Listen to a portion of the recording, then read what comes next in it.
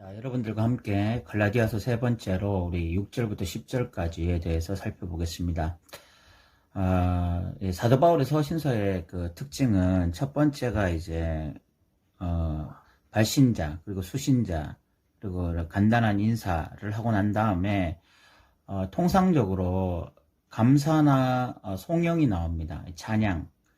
그런데 6절에 보면 감사나 찬양이 없습니다.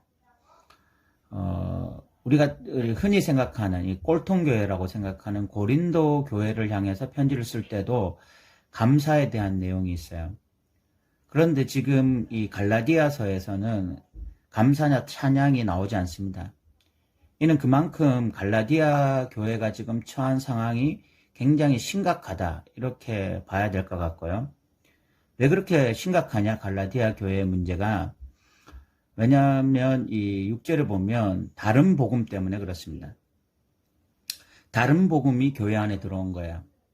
이거만큼 심각한 일이 없는 거죠.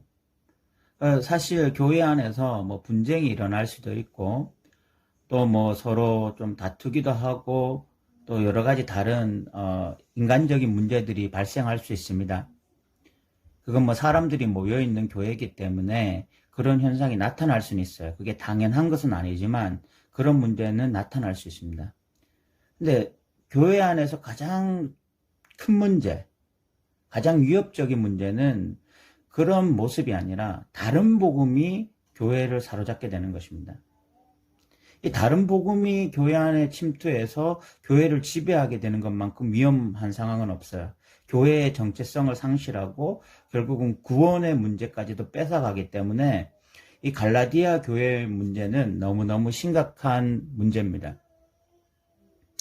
그런데 이 갈라디아 교인들의 원래 특징이 뭐냐면 은혜로 부르심을 받은 자들이에요. 하나님의 은혜가 임했고 그 은혜를 맛본 자들이에요. 그런데 그 은혜로부터 속기 떠나서 다른 복음을 따라가게 됐고 사도 바울은 그것을 굉장히 이상하게 여기게 되었습니다. 어떻게 그렇게 은혜를 받고도 그렇게 쉽게 다른 복음에 빠져들 수 있느냐, 이런 이야기를 하게 된 것입니다. 그러면서 이 갈라디아 교인들이 다른 복음에 빠진 이유는 이 사람들 스스로 능동적으로 그렇게 한 것이 아니라 어떤 사람들이 있었다는 것입니다. 그 사람들이 이 갈라디아 성도들을 교란해서 결국은 복음을 변질하고 이 사람들이, 이 갈라디아 교인들이 그 변질된 복음에 반응하게 되었다는 것입니다. 그러면서 사도 바울은 천사라 할지라도 다른 복음을 전하면 저주를 받을 것이다. 우리가 전한 복음, 우리가 말한 복음 외에 다른 복음을 전하면 저주를 받을 것이다. 이렇게 이야기를 합니다. 그럼 그 다른 복음이라는 것이 무엇입니까?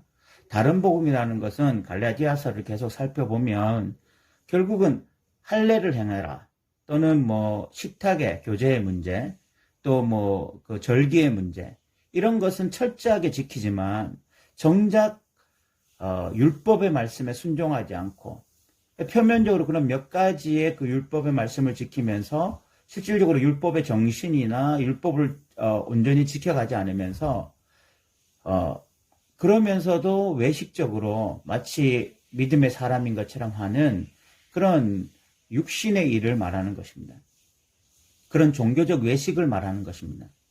그런 식으로 신앙생활 할 때 결국 어떻게 되냐, 그것이 육체의 일이 되고 성령을 소멸하게 되는 일이 되어지고 결국은 성령의 열매를 맺지 못하는 그런 죽은 종교로 전락하게 되는 것입니다.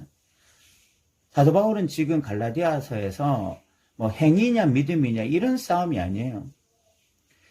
어떤 표면적으로 보이는 종교 행위냐 아니면 실제적으로 성령의 지배를 받는 삶이냐, 이것을 말하고 있는 것이지 이렇게 행위냐 믿음이냐 이런 싸움을 벌이고 있는 것이 아닌 것입니다.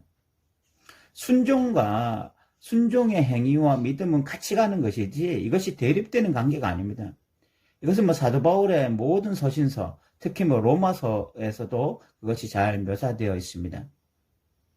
어쨌든 사도 바울이 이렇게 강력하게 갈라디아 교인들을 비판하면서 그렇게 하면서 이제 10절에 내가 사람에게 좋게 하랴 하나님께 좋게 하랴, 내가 지금 너희들에게 이 말을 할 수밖에 없다.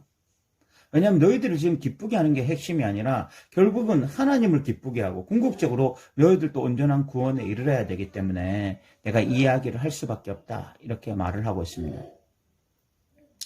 오늘 우리가 좀 한국 교회도 우리가 이 부분을 깊이 생각해 봐야 됩니다.